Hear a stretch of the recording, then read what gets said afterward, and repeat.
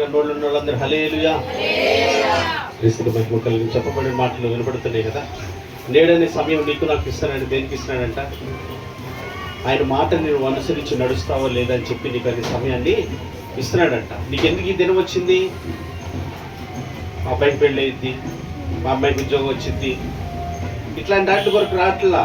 నువ్వు ఏవైతే వాక్యాలు తొలగిపోయావో వాక్యాలు నువ్వు స్థిరపరచబడాలని నిన్ను ప్రేమించి ఆ వాక్యాన్ని జ్ఞాపకం చేసి ఈ రోజైనా నడుచుకుంటావా, ఈ రోజైనా మార్చుకుంటావా, ఈ రోజైనా విడిచిపెట్టుకుంటాను ప్రేమతో నిన్ను నన్ను హెచ్చరిస్తున్నటువంటి సమయం. దాన్ని ఏ రీతిగా వినియోగించుకుంటున్నావు అనేది నువ్వు రేపు పొద్దున అక్కడ ఆయన దగ్గర మనం లెక్కని లెక్క చెప్పేది ఉండదు. ఇక ఎల్లబోని చోటకి వెళ్ళిపోవడమే మనం. అది ఎంత గొప్ప రక్షణ నిర్లక్ష్యం చేసిన ఎలాగూ తప్పించుకుంటావు.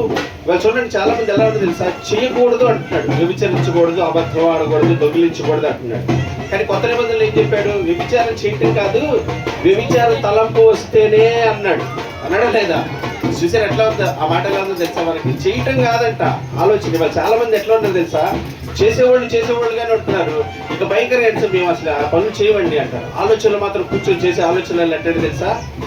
అట్లాంటి ఆ ఇల్లు కట్టుకుంటే, ఆ కారు కొనుక్కుంటే, ఆ బిర్యానీ తింటే, వాళ్ళతో అలా ఉంటే, వీళ్ళతో వెళ్ళాడు ఊహల్లో తేలి ఆడిపోతూ ఉంటారు కొంతమంది. ఊహల్లో ఊరేగిపోతా ఉంటారు. ఎక్కడున్నావంటే అక్కడ అంచుల్లో ఉన్నా, ఆ అంచుల్లో అక్కడ ఇంకొంచెం ముందుకు వెళ్తే పడతావు ఊగులో అన్నట్టుగా. ఊహల్లో ఉండేవాళ్ళు చాలా మంది ఉన్నారు.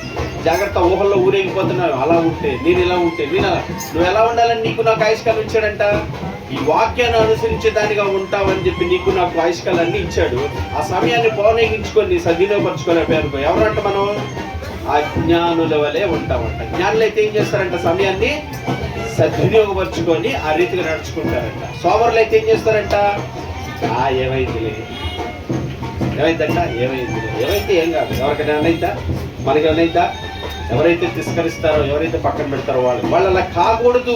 ఎవడు నశించుకోకూడదు. ఎవడు నశించుకోవడం ఆయనకి ఇష్టం లేదు కనుక అందరి కోసం ప్రాణం పెట్టిన దేవుడు అందరినీ ఏం చేస్తాడు? ప్రేమించి హెచ్చరించి తెలియజేస్తున్నాడు. మరి ఆ మాటకి నువ్వు ఎంత లోపడతావు ఇదే చూపుతాడు. నీ చేతుల్లోనే ఉంది. కృపా కనికరం చూపించే దేవుడు ఎప్పుడు ఆయన కనికరమును, ఆయన కృపను ఆయనలా చూపుతూనే ఉండే దేవుడు. ఈ రోజు కూడా ఏం చేస్తున్నాడు? మరొకసారి చేతులు చాచి మనల్ని అందరినీ పిలుస్తున్నాడు. ఈ రోజైనా వస్తావా, ఈ రోజైనా మానుకుంటావా, ఈ రోజైనా విడిచిపెట్టుకుంటావా అని. అయ్యా నేను ఒప్పుకుంటున్నాను, నీ తెలివిచ్చింది నీ ప్రేమను బట్టి సత్యం తెలుసుకోవాలని.